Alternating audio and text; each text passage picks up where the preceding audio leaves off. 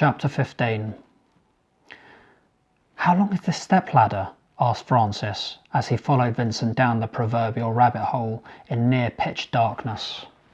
He wasn't quite sure where the faint illumination was coming from, but was clear that he had made the right decision coming down the vertical passage second, even though he had only narrowly avoided being knocked unconscious by the heavy metal hatch as he closed it on the way down. "Just keep climbing and hold tight. If you fall, we both fall. A long way. And try not to get your suit dirty," Vincent said as he continued his descent. The concentration required to ensure a firm grip of the smooth rungs in the near darkness was taking its toll, and Francis was delighted as the lighting began to increase and he could see with confidence that the steps onto which he clung desperately were made of a clean, polished alloy and looked immaculately maintained and secure. This was in stark contrast to the basement from which they had started their descent. He could only surmise that he was now the only one still descending and that Vincent had reached the bottom. There was now enough light to see that the walls of the passage were also impeccably clean, and pivoting his head he saw that the diameter of the hole had gradually been increasing during his trip down the shaft. Glancing down, he finally rested his right foot on a fine, soft but unmistakably out of place carpet. Through the thin-soled fine leather shoes he wore, the softness told of the quality. Taking a second look around, he noticed Vincent standing to one side, but his gaze and full attention were caught by the beauty of the Heriki silk carpet on which he now stood. Fitted perfectly to the size of the room, he was unsure as to why it had taken him aback so. He could only imagine that it was either because it was in this most unexpected of places, or because it was such a thing of beauty. Finally able to remove his gaze from the intricate green and gold designs on the carpet, he was able to pay closer attention to the other objects in the room.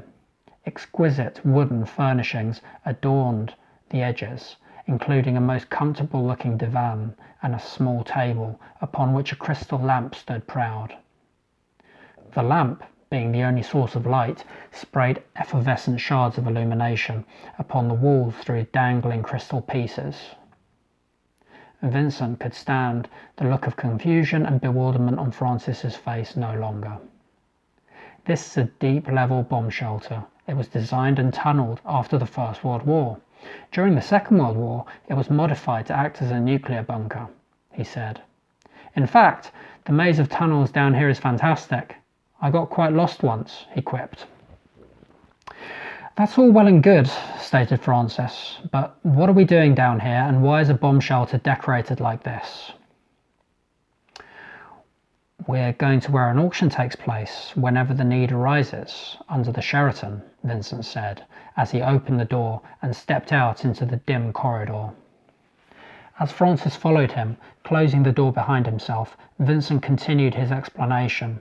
The whole network of corridors and rooms were refurbished after the war to accommodate important people if times of emergency ever arose.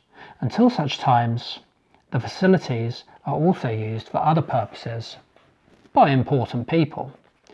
Francis had heard everything which Vincent had explained, but whilst appearing outwardly calm and collected, he was gradually beginning to recoil within himself in reaction to what was happening. As the pair walked, footsteps reverberating down the long corridor which curved off into the distance, Francis muttered, "Under the Sheraton?"